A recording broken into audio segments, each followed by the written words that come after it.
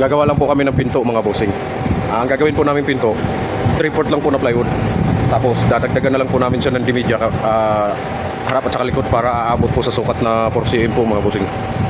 DIY lang po yan mga boss yan. So tabas po muna kami mga bossing.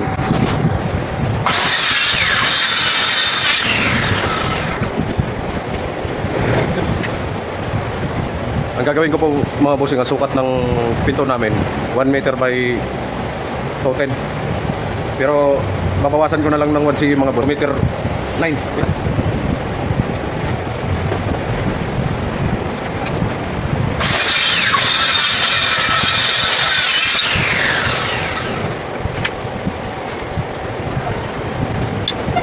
Ito lang po yung gagawin natin na pinto mga boss, 3/4 na plyboard.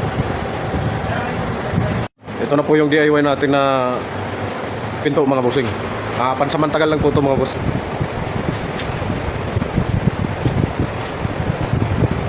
45 ko lang po yung mga kantuhan nyo mga bossing, para sabihin naman karpintero yung gumawa.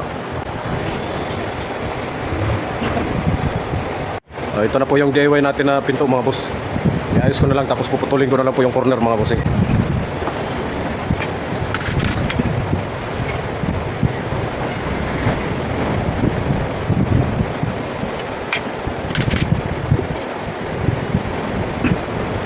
Pag ganitong eskwala po kasi mga boss, pag hindi nyo pa kabisado to sa 45 nya, hindi ko magtutugma mga bossing. Kapag pag ganito siya mga boss, may diferensya po mga bossing. Ngayon, para doon po sa mga baguhan mga boss, i-direct nyo na lang po mga bossing para hindi kayo magkaroon ng diferensya. Kapag kabisado nyo na to, tsaka nyo na lang po gamitin yung pa 45 nya dito mga boss. Pa 45 nya.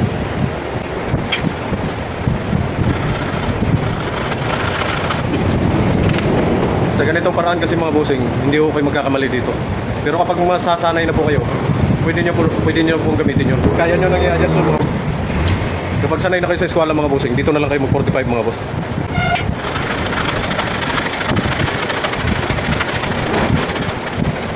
Doon po sa mga magagaling na mga boss, dito lang po nila kinukuha yun. Tayo, hindi po tayo magagaling, kaya actual na lang po tayo mga boss. Para doon sa mga magagaling, alam nyo na po yun. Para lang po yun sa mga baguhan mga bossing.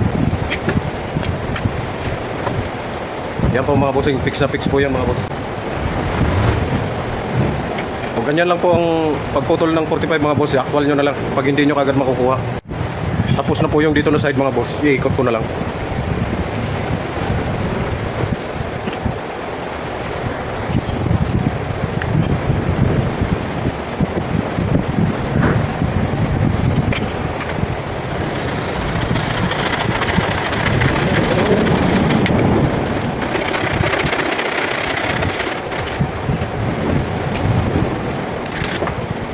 Nagbabago din po ito mga bossing kasi yung pinagdaanan po ng lagari.